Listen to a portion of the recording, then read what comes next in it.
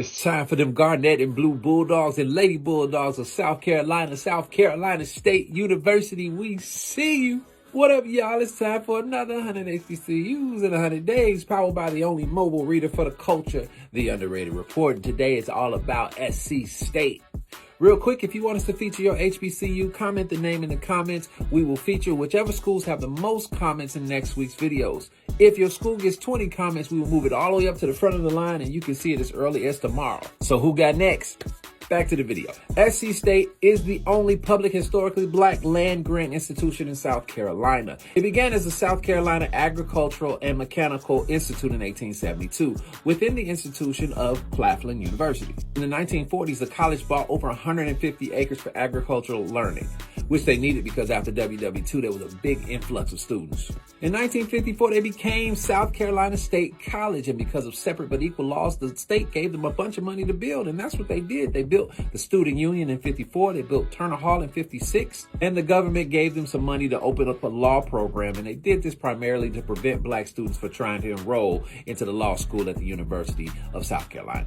During the Civil Rights Movement, these students were very active, but on February 8th, 1968, there was a tragedy called the Orangeburg Massacre.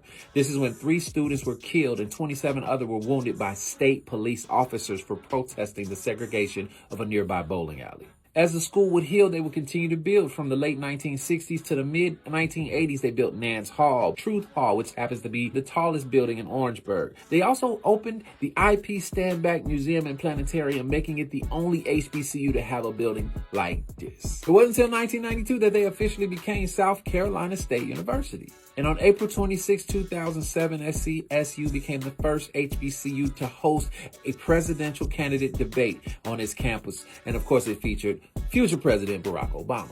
Weird, flex, but cool. Starting 2022, they started offering swimming lessons for adults. So that's really dope because a lot of us need to learn how to swim. We out here tripping. And we can't forget the school's football team, who has won more conference championships than any other school in the MEAC. So shout out to you, SCSU, South Carolina State University. We see you, and thank you for watching. Don't forget, grab your free copy of the Underrated Report for more stories just like this.